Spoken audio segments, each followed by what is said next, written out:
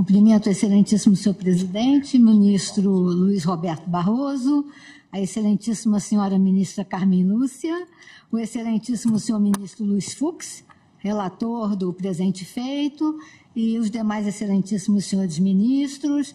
Eu cumprimento igualmente as senhoras advogadas, os senhores advogados, as servidoras e os servidores. Eu vou pedir vênia porque a minha manifestação vai ser um pouco diferente do parecer anterior dado pelo ex-procurador-geral da República.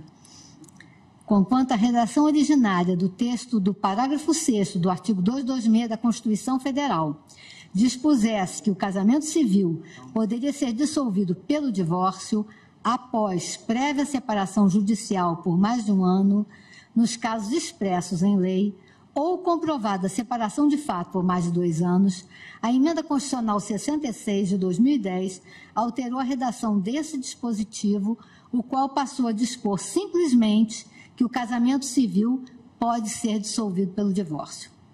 Desde a alteração constitucional, diverge-se em sede doutrinária e jurisprudencial quanto à supressão do instituto da separação judicial no Brasil.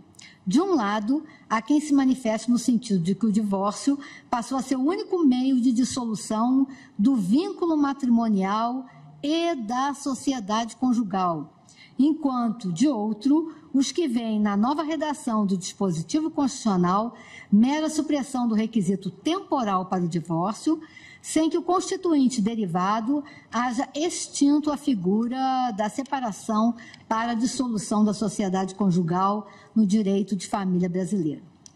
Entrando nas águas procelosas dessa divergência interpretativa, assinalo desde já minha convicção no sentido de que o Instituto da Separação Judicial subsiste no ordenamento jurídico pátrio, mesmo após a promulgação da Emenda Constitucional 66 de 2010, como forma autônoma, na qualidade de modalidade para a dissolução da sociedade conjugal, mantendo, no entanto, o vínculo matrimonial.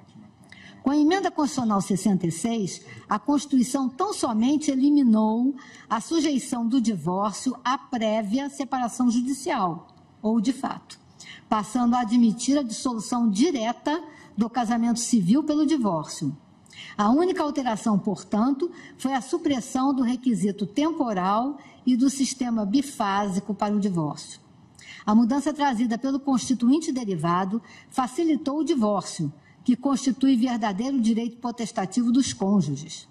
A separação judicial apenas deixou de ser tratada no texto constitucional, sem que isso tenha, contudo, significado a sua extinção. Em outras palavras, a Emenda Constitucional 66 de 2010 cingiu-se a alterar texto de dispositivo alusivo ao divórcio para não mais sujeitá-lo ao requisito da prévia separação. Não se registrou, portanto, a revogação sistemática da legislação ordinária concernente à separação. O matrimônio constitui-se de sociedade conjugal e vínculo conjugal. A separação é modalidade de extinção da sociedade conjugal, pondo fim a determinados deveres decorrentes do casamento, vale dizer, aos deveres da coabitação e o da fidelidade recíproca, e ensejando também a partilha patrimonial. Trata-se de medida temporária que pode ser escolhida pelos cônjuges, os quais poderão, a qualquer tempo, restabelecer a sociedade conjugal ou optar pela sua conversão definitiva em divórcio, nos termos dos artigos 1577 e 1580 do Código Civil. O divórcio, por sua vez, é forma de dissolução do vínculo conjugal, refletindo diretamente sobre o estado civil da pessoa e permitindo que os ex-cônjuges celebrem novo casamento, o que não ocorre, obviamente, com a separação.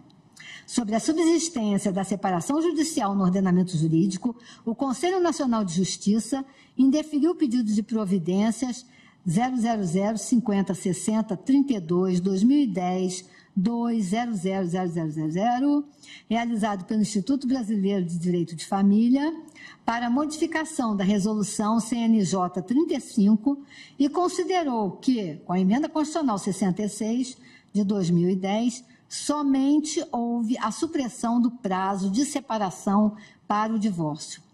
Convergentemente, o Superior Tribunal de Justiça entendeu que a entrada em vigor da Emenda Constitucional 66 não aboliu a figura da separação judicial do ordenamento jurídico brasileiro, mas apenas facilitou aos cônjuges o exercício pleno de sua autonomia privada. Ou seja, quem quiser pode se divorciar diretamente, quem preferir pode apenas se separar. RESP 14.313.70, São Paulo, relator ministro Ricardo Vilas Boas Cueva, terceira turma, julgado em 15 de 8 de 2017, e RESP 12.47.098, de Mato Grosso do Sul, relatora ministra Maria Isabel Galotti, quarta turma, julgada em 14 de março de 2017.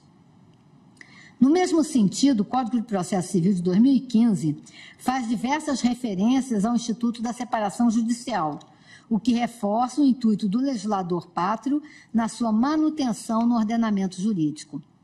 A propósito, em sua doutrina, Sua Excelência o Relator, referindo-se à alteração promovida pela Emenda Constitucional 66 de 2010, sustentou que, a partir dessa alteração, iniciou-se a discussão se o Instituto da Separação Judicial teria sido revogado, tendo o divórcio se tornado a única ferramenta para requerer a dissolução do vínculo conjugal. Entendemos que essa revogação não ocorreu. Ambos institutos ainda vigoram, pois são diversos em suas consequências e em seus regramentos.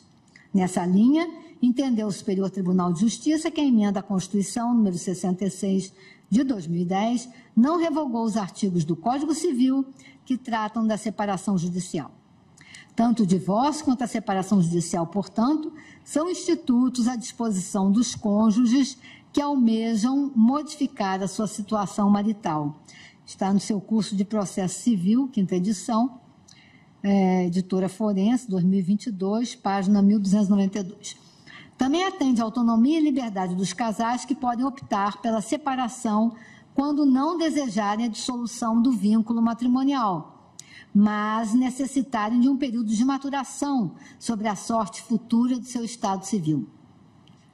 Ressalta, ademais, que a regra do artigo 226, parágrafo 6º da Constituição da República, não se tratava na redação originária e tampouco se trata hoje, após a Emenda Constitucional 66 de 2010, de norma destituída de aplicabilidade imediata, mas sim de norma de eficácia plena e de aplicabilidade imediata.